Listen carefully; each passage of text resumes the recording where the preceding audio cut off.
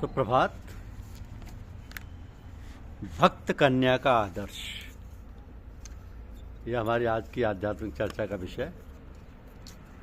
भक्त कन्या का आदर्श।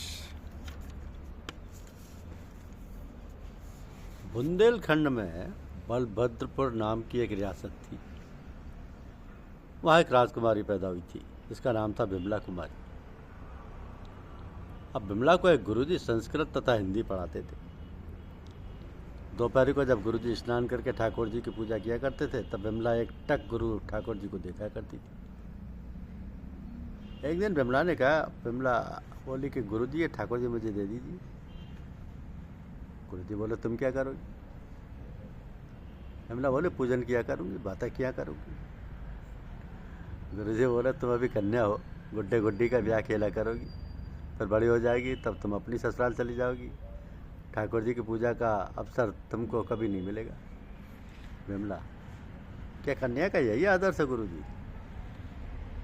गुरुजी बोले, नहीं, कन्या का आदर्श तो दूसरा ही है। बोले, वो कौन सा? गुरुजी बोले, माता पिता भ्राता से सद्व्यवहार रखना कन्या का प्रथम आदर्श है। गुरु तथा ईश्वर की भक्ति रखना कन्या का दूसरा आदर्श है। पति तथा पुत्र की सेवा करना उसका अंतिम आदर्श। तो बिमला बोली, सबसे बड़ा आदर्श कन्या के लिए कौन सा है? गुरुजी बोले, सबसे बड़ा आदर्श तो माता पिता भ्राता गुरु शिष्य पति पत्नी पति पुत्र पत्नी सबके लिए एक ही है, और वो है ठाकुर जी की भक्ति सीखना। और क्यों? तो ठाकुर जी संसार के स्वामी है, हर एक जीव उसका नौकर है। हर एक जीव उनका नौकर है। जो नौकर अपने स्वामी की सेवा नहीं करेगा वो मेवा नहीं पाएगा, उसे कान पकड़ कर निकाल दिया जाएगा। अल्लाह बोली, तो ठाकुर जी की सेवा करना सबका प्रधान आदर्श है? तो जी बोले, हाँ बेटी, यही सबका प्रधान आदर्श है। यदि तुम ईश्वर के भक्त रहोगी तो तुम्हारे आचरण स्वयं धार्मिक रहेंगे। ईश्वर की सभी की छठा का नाम धर्म है, धर्म यानी कर्तव्य। अल्लाह बोली, तब तो गुरुजी मैं इसी सबसे बड़े आदर्श को मानूँ, बस ठाकुर जी मुझे दे दो। गुरुजी बोले, नहीं, ये तो मेरे ठाकुर जी हैं। बिमला, मेरे ठाकुर जी? गुरुजी बोले, तुम्हारे ठाकुर जी कल आ जाएंगे। बिमला, कैसे? और कल सुबह मेरे साथ नर्मदा जी स्नान करने चलना। पाताल फोड़कर नदी के द्वारा तुम्हारे ठाकुर जी आएंगे।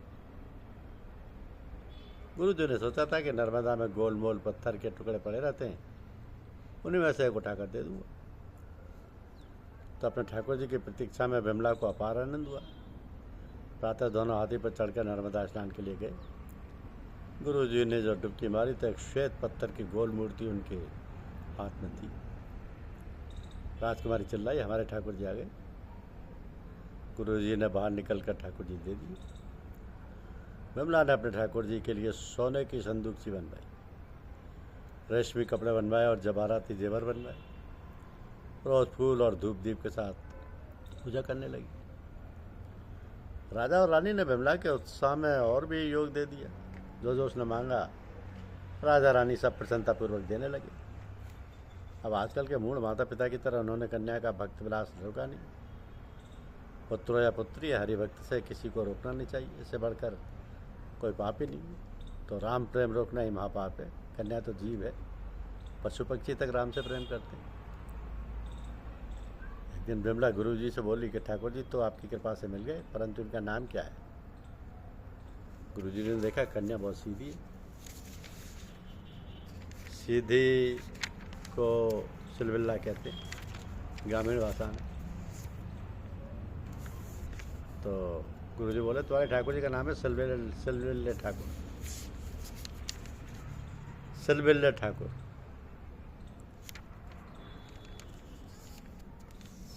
सिलविल्ले ठाकुर गुरु, वो तो बिस्मिल्ले ठाकुर। गुरुजी बोले, नहीं, वो तो फारसी हो गई। सिलविल्ले ठाकुर, सिलविल्ले ठाकुर। एक दिन कमला का विवाह हो गया। वो बारात के साथ ससुराल को चली गई। मार्ग में बारात ने दोपहरी देखकर पड़ाव डाल दिया। राजकुमारी का पति पालकी के पास आया। राजकुमारी को अत्यंत रूपवती देखकर बहुत प्रसन्न हुआ। राजकुमार बोले कि सोने की संदूकची में क्या है? राजकुमारी बोली ठाकुर जी। राजकुमार बोले देखूं। राजकुमारी की चाबी लेकर ताला खोला।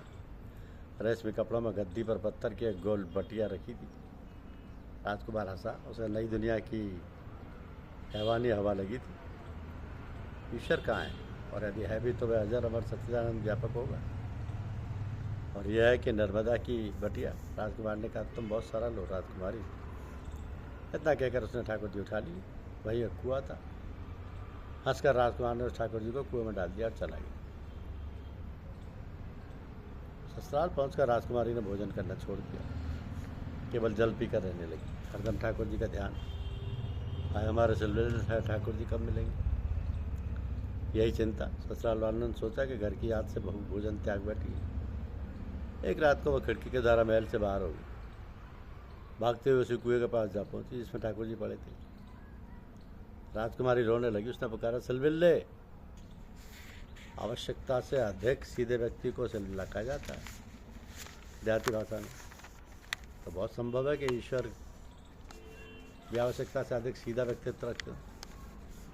लिहाजा कुएं में से जवाब आया, वाह मुझे यहाँ छोड़ तुम कहाँ चली गई थी?